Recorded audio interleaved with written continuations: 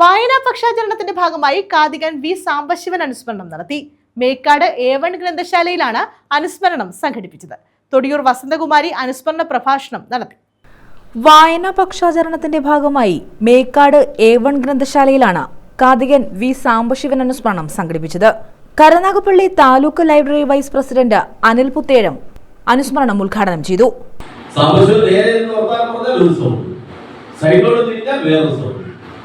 നായകൻ നായികയുമായി വർത്തമാനം പറയുമ്പോൾ നായകന്റെ വർത്തമാനം സാപശ്യം പറയും, നായികയുടെ വർത്തമാനവും സാപശ്യം പറയും. നായകന്റെ വർത്തമാനം സാപശ്യം പറയുമ്പോൾ ഉത്സവമുണ്ട്, നായികയുടെ വർത്തമാനം സാപശ്യം പറയുമ്പോൾ വേറെ ഉത്സവമുണ്ട്. അതായിരുന്നു സാപശ്യം. ഇത്രയും അനുഗ്രഹീതനായ ഒരു കലാകാരൻ. അതായത് കേരള രാഷ്ട്രീയത്തിൽ സാധാപ്രവർത്തനം പറഞ്ഞ പോലെ രാഷ്ട്രീയത്തിൽ പോലും എപ്പോഴും വിപ്ലവകരമായ മാറ്റങ്ങൾക്ക് വേണ്ടിയാണ് നിലനിർത്തിയിട്ടുള്ളത്. അദ്ദേഹത്തിന്റെ കഥകളിൽ എല്ലാം ഉണ്ടായിരുന്നു. ആ കഥാപ്രസംഗം ഒരു പരിധിവരെ ഒരുപാട് രാഷ്ട്രീയ മാറ്റങ്ങൾക്ക് വിധാനമായിട്ടുണ്ട്.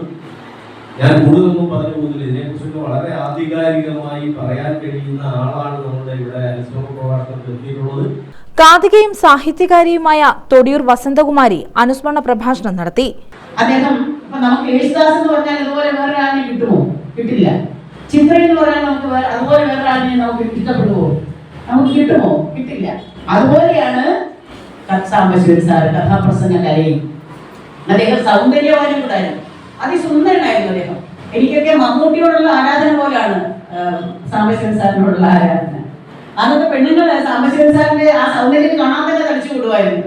ഇന്നത്തെ ഞാൻ തമാശയായിട്ട് പറയുന്നതല്ല. പെണ്ണുങ്ങളൊക്കെ ഇപ്പോൾ സാമ്പന്റെ കഥയുണ്ടെന്ന് പറഞ്ഞാൽ എല്ലാ ജോലിയും കിട്ടുന്ന എന്ത് പ്രശ്നം ഉണ്ടായാലും അവര് സ്റ്റേജിന്റെ മുമ്പിൽ വന്ന് ഇരുന്ന് കഴിയും.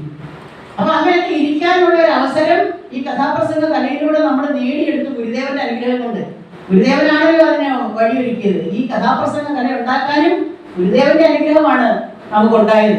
അതുകൊണ്ടാണ് ആ പ്രസ്ഥാനത്തിലൂടെ നമുക്ക് അദ്ദേഹത്തിന്റെ ആ ജാതി വ്യവസ്ഥ ഇല്ലാതാക്കാൻ, അദ്ദേഹം ആഗ്രഹിച്ച ഒരു സമൂഹം ഉണ്ടാകാൻ, അദ്ദേഹം കൊതിച്ച ആ സന്ദേശങ്ങളെല്ലാം ഉൾക്കൊള്ളാനുള്ള ഒരു സമൂഹം ഉണ്ടാകാൻ നമുക്ക് സാധിച്ചത്, ഉണ്ടാക്കാൻ നമുക്ക് സാധിച്ചത് അതുകൊണ്ടാണ്. ഗ്രന്ഥശാല പ്രസിഡന്റ് രാധാകൃഷ്ണൻ അധ്യക്ഷത വഹിച്ചു. സെക്രട്ടറി ജെയിംസ് ജോസഫ് സ്വാഗതം പറഞ്ഞു. News bureau, Chavara.